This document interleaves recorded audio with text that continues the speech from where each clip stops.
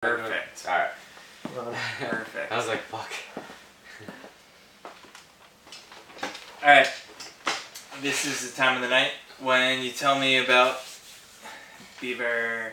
Oh, the Beaver's a different person. There's not a way to explain Beaver besides the fact that I asked him to come on board a little bit when we were hanging out, and he's our latest crew member as far as years involved, and he's actually grown a lot faster than I thought he would. He's actually our tire specialist. He found a nick and a knack for black things. Sorry. Nick found a nick. Just I can't say Nick found a nick and a knack. You found a nick and then a knack. What the fuck? Alright. So the Beav. Nick Beaver is our #1 tire guy. He goes to the tire trailer, he picks our tires, and he also does the tire analyzation during the week and makes sure that everything is precise on that. And it definitely takes him a little bit longer than some, but he takes his pride in it, and he does exactly what he needs to do to make sure that we have the best data for the following week so that we can go there and grab a checkered flag. We actually started him off as just a regular old tool cleaner here, and he grew really fast with us. He's our latest crew member that we've had, and he's doing awesome. He can square the rear end all by himself, and that sounds like a kid thing, but that's fine. He can do it all by himself. He squares the rear end, he takes care of the tires, and he puts a lot of like spunk in our step here. He's a little different than some, and we love it.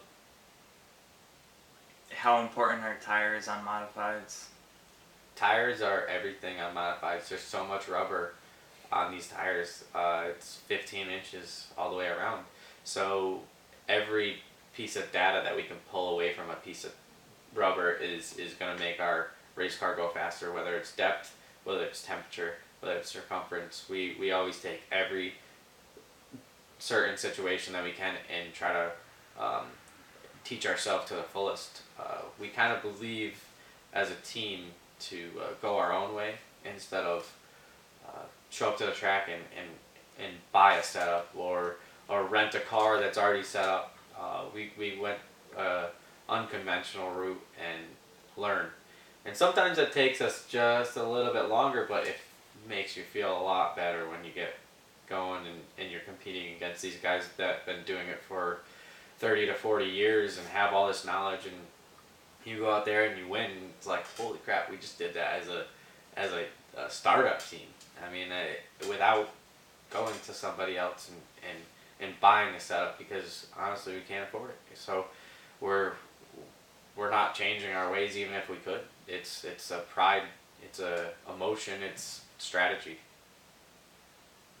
What do you think about our startup millennial technology approach compared to old school modified status quo? So I have a few people who have called us new school, old school. We got the certain things that make us that millennial era, and that's the technology, the instant gratitude. You want to win, you want to do it right away, but we have the drive to keep us going and make it happen. And I think you need the technology plus. I think you need the technology plus the drive behind you as a team to succeed. You can't just have one or the other. There's a lot of guys that are falling off now because they're not willing to go towards the technology and the geometry and all the basics of today's racing, really, at this point. You know, never mind the pull down tables and the crazy stuff that you can do. So you take somebody like that that's a great driver, but they're not willing to learn anymore. But then you can also take a new driver who's not willing to work hard, and you get the same result. So I think by combining the two of those together, you come out with a solid finish. All right, our oldest team member, Matty House. Tell me about Matty House. So when I first bought my first race car, it was pretty exciting. I thought it was going to be a fun time, and I didn't even know how to put the front end together. We were like fighting how to put tie rods on. I thought I knew what I was doing, and I just needed some help. And believe it or not, somebody came along to help us, and he started putting some time into us. And I didn't think he was going to be a team member. I never really met him in person before. He just knew of us, or knew of me. And my dad had actually met him out somewhere. And he came over to my dad's house at the time where the car was kept. And he helped us put the front end together.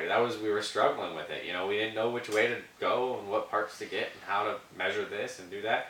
We put the thing together and we went racing. And in that time frame, we already had set goals for ourselves to start the season, and it was already all the way halfway through the season because I didn't know what we were doing. And a good friend of mine, Danny, came over, and I said, "You want to work on race cars?" And he was like, "Yeah, I'm in." So 5-6 years later, he's my crew chief, and he's really making it happen for us. It's kind of crazy because at first he was just the same as everything. I was bouncing ideas off Matt and trying to read books on my own, kind of overloading my brain as a driver at the racetrack, trying to figure out what we needed to do, and we really didn't do well. And then we ended up purchasing a better car. We all kind of had a click together. We had purchased a new car and got out on the track, and the thing actually went really well. And I said, "Danny, I need a crew chief this year." And he was progressing in that area. He's more of an engineer brain compared to what I have, and I'm more of a mechanical brain. I can make things work, and on a pinch, it doesn't matter what happens. I mean, if I gotta lay upside down or backwards and jury rig something to get back on the track or whatever we have to do, that's my goal. And he's got more of the mechanical analyzing brain, and it works really well together as a driver crew chief. We don't have to speak as far as when it comes to getting out of the car after a practice. I can kind of look at him and he already knows where I'm headed. We do sit down and analyze each corner after that, but he already knows where I'm going, so he's already brainstorming ideas to throw back at me, and it just clicks better than I think anybody else could come into this, and I don't think we could do it as well as we do now. So, you know, there's obviously learning curves with my driving, with his crew chiefing, as younger people, and not as experienced as some, but we go everywhere. We go to every track and we try everything. I mean, it doesn't matter if we have to rip the car apart before the feature to go win a race. We're only a tenth off. We rip the car apart, and then all of a sudden we're a tenth faster. You know, just because we don't stop trying. There's never a spot where we back down. We want to go win, and nobody else is gonna stop us as far as that goes. People look at us funny in the pits because we'll take every shock off the car every practice. It's like, that didn't work. We set it up in the shop for that, though. We don't go to the track and just pretend like we know what we're doing. We go to the track and we actually analyze what happened last week, and we take every shock off the car and we dyno it.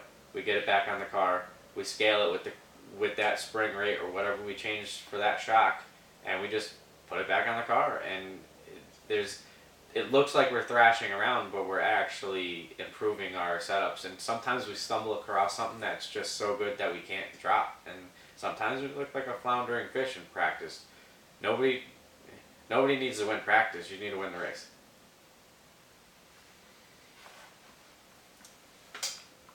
We got far with that one. It didn't really work, though. There's a couple good one-liners in there. It's all one-liners on that one. Everything in this video is a one-liner, bro. Yeah. 2 minutes. Yeah. Got the script for a great 12-minute video. Yeah. We'll be able to use this for all our advertising videos too. Yeah. We can use even some of the funny bloopers for the advertising. Me and him were looking at the videos earlier. I was like, oh my god. Like Bieber with the light. He's like, that's a fucking perfect advertisement. Like, ooh. The lighthouse. You recorded the lighthouse. Yeah. It's awesome. I was like, oh, I gotta get these. That's gonna be great.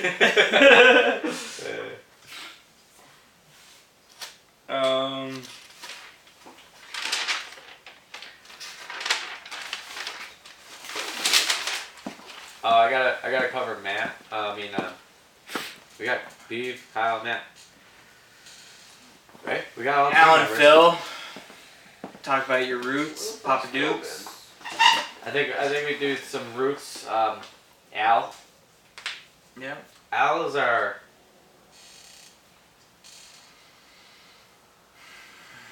He's our grounder guy. He's monotone. He stays. Technically, Al's the newest. You kept saying Beav's the newest. Ooh. Ooh. Well, we can cut that out, right? Yeah, it's one-liners. So our newest member of the team is actually one of my older friends, and I met him a long time ago, and he had contacted me through Facebook, and we started talking, and next thing you know, he's hooked back on race cars, and he's coming around. He's not happy about it, but he loves it. He said he'd never work on a race car again, but it's an addiction. It's a driven thing. Everybody wants to do it, and I'd say Al's our ground guy. He really puts a little finesse in the small things that we normally might miss, and I appreciate that. As far as like maybe even just cleaning up the last tool instead of leaving it on the bench. He's that type of person where he follows you around and makes sure that even though he might not know everything yet, he makes sure that he doesn't see anything going wrong, and he'll call you out when something's bad. We have a saying in the shop. It's like, see something, say something. There's never a moment where if you're under the car or if you break a bolt, nobody's gonna be mad about it. We go there, and that bolt's still broken. We're all gonna lose. It's a team effort. It's not an acceptable thing. We're not mad because the bolt got broke. We're mad because you didn't say anything. So that's the type of person Al is, and I think he fits right in with us, and he has a good time, and hopefully we can keep him on and grow him as a team member. So. Would you say Al's a morning person? Al is definitely a morning person. Al wakes me up in the morning for work because I stay up too late. All of us on the team have a hard time getting up. Al will be here on time, making sure we're here. He's ready to go. It doesn't matter what. He might go to bed early while we're up till 3 in the morning working on the car. But you know what? Al will be here at 6 in the morning, 5 in the morning. Doesn't matter what time it is. As long as we're here, he's calling us, making sure we're on time.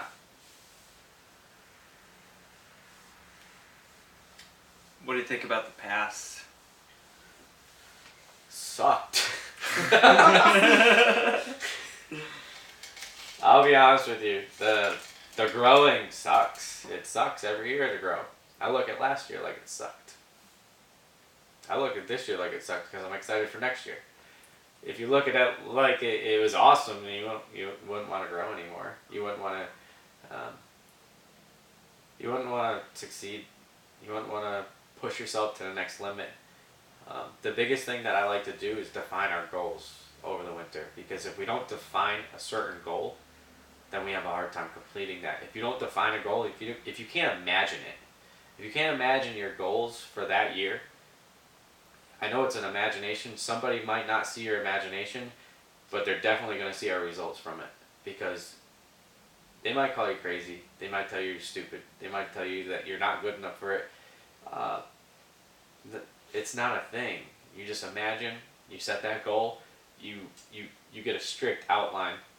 You can't be like, hey, I'm going to win 42 races next year. No, that's not what we're going to do. We're going to go win this or we're gonna accomplish that, and you work your whole entire racing program around that idea. Whether it means building a better pit cart or building 2 bodies so you don't have to, struggle during the year to try to build those bodies, or building a couple extra Nerf bars, or small things like keeping the shop clean so that you know what tools are in the pit box so that everything works smoothly. It's an operation. It's a company without making money at this point. We're really sitting here as a small organization trying to make it in a big organization. So like that's really where we're at.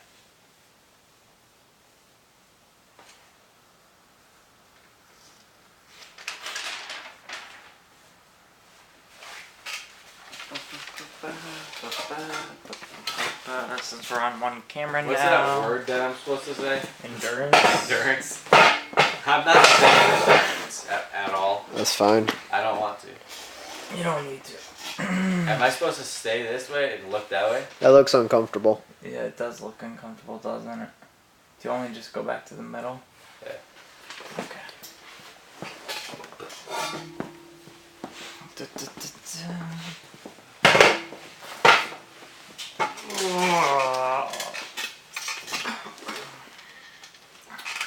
Alright. So you got imagination. That was your thing. We did the nothing is impossible. Kind of did the when people say you can't. Enough. What? Enough. Yeah. I don't I need think much we're of good that. there. I don't even know if I will use You that. got to define the goals. You're rolling into your points, even without me asking them directly. Who we spend time with? I said that. Did you? Yeah, that was like that first rant I went on. Say it again. Alright, so it's. No, I said it really good the first time, I thought. But I'll say it I again. don't remember it. So it's a pretty It common. just rolled into It's a my pretty common conversation. quote that the people you spend your time with is who you will become. Yeah, or I said it whatever. totally different than that, but I said Yeah. it in a line. Right. One Well, line. just kind of reiterate that. I don't know. What do you I think did. about it? I said it totally I don't different. remember it. Say it again. I don't know what I said. I can't just pretend. No, to just say something on it. Well, I you can't know? start there. You gotta start me somewhere else. That'll leave me there. Jesus Christ. Dude, that you tried to start me on define or whatever the fuck it was. Depression. I was like, how the fuck do I start there? I couldn't even speak a word. Disappointment. We're about to cycle back to that soon.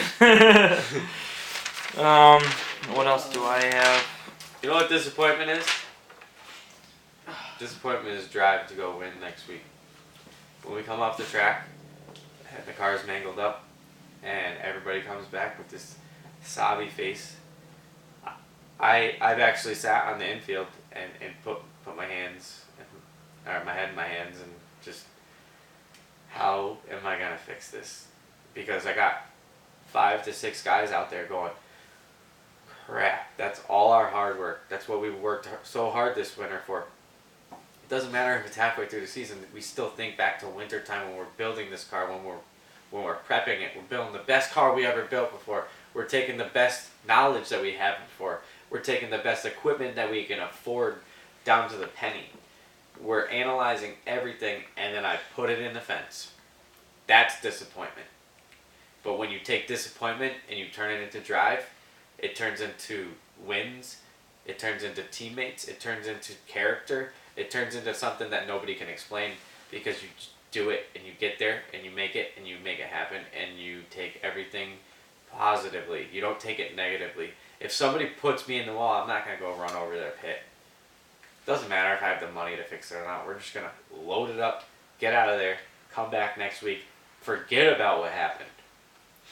When you work hard enough, you forget. There's nothing in your brain telling you that this guy's the guy.